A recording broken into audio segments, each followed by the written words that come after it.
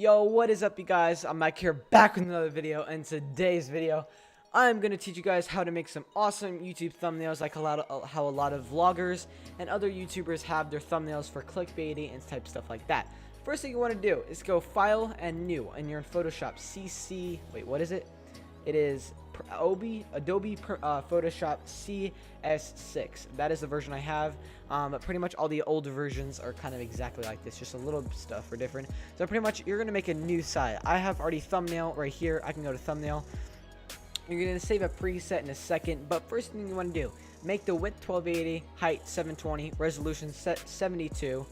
Color mode RGB color and 8-bit over here, and then on the resolution you're gonna make pixels/inch, and most importantly you're gonna want width and height to be pixels, set on pixels, nothing else. Then you're gonna make the background content white. Everything else, it's mostly gonna be like this. You can go advanced. Everything else you're just gonna leave a default. You're gonna click save preset, and then you're gonna save it here, and you can change the preset name. I already have that known as thumbnail. And once you have that, you're gonna click OK. Then it's gonna be like this. If you want to zoom in and out, you're gonna hold Alt and then use your mouse wheel and zoom in and out like this. So I'm zooming out and then zooming in while holding Alt. If you don't hit Alt, this is what's gonna happen. Hold on. This is what's gonna happen. It's gonna zoom up like this if you don't click Alt. But once you click Alt, it's gonna zoom out like this. It'll be easier once you have a picture. First thing you want to do after you have the new template coming out, you're gonna click File and then Open, and then you're gonna go to Quick Access and then Documents or Downloads. Most likely Downloads if you're gonna get a picture, which you are. So you're gonna find a picture that you want, an arrow, some Black Ops 3 content, some gaming, some Fortnite.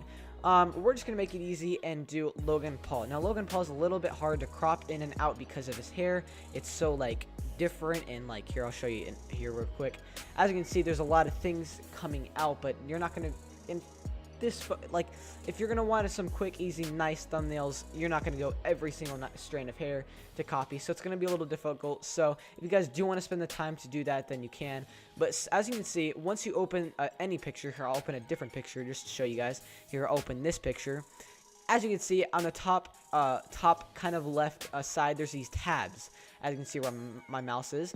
So there's these tabs in Photoshop that you can find different templates and pictures. But this is the template. This is the picture that we open, and this is the picture that we open. If you don't want the picture that you just opened, you click to find this little X thing, click out of that, and then it closes that little tab. As you can see, we have the picture right here. We're gonna click Alt, zoom out a little bit more, and if you see this little thing right here, you're gonna see this little square icon that's kind of dashed line. You're gonna highlight the entire thing, then click Control and C at the same time. And then you're going to go over here. Then you're going to click New Layer. As you can see, it says Create a New Layer at the bottom right corner. You're going to click it. As you can see, there's a new layer right here. You're going to click Control V to paste it. And as you can see, there's this picture right here that we just copied. After that, you can see this new tab right here that we just copied. You can X out that. We don't need that anymore since we already have it here. But if you click Control T again, you see this little thing, and you can move it to where you want. Once you find where you want, I'll just move it like right there. Like that. Once you have it where you want, you find this little check mark at the top right. You click enter, but you click that. Once you have that, you can you pretty much have the picture, and there you go. That's literally it. You just resized it and everything. Now we can go File, Open, and open a different picture. So now let's say we want a background. We should have done this the first, but that's okay. We can change that in a second. Let's say we want some Call of Duty background. I know we have Logan Paul in the background, but that's okay. We're gonna, as you see, we have this tab right here. We're gonna highlight this again, click Control C, go back to here, then Control V. Okay, there you go. Then we're gonna go smaller to resize the background. As you see, now it fits. Click the little check mark, and there you are. As you see, it depends on what layer you are on to control or to resize. So let's say you're on layer 2. If you click Control T, you're gonna resize layer 2. If you're on layer 1, which is the Logan Paul, if you can Control T, you're gonna resize Logan Paul. And if you want to rename them, double click the words like this right here, and you can rename them. I'm gonna call it Logan Paul, not Powell. Pretty sure that's how you spell his last name, Logan Paul. And that's pretty much it. So now that we have that, we're gonna resize it a little bit bigger. I'm not on the right tab. Resize them a little bit bigger. I know that's really big, but that is okay. Now what we're gonna do is click this little thing right here. If you right click on it, you're gonna have all these different things: magic wand tool and quick selection tool. You're gonna want to click quick selection tool. It's already default as quick selection tool, so you really won't have to worry about that. We're not gonna go that far in depth in the hair.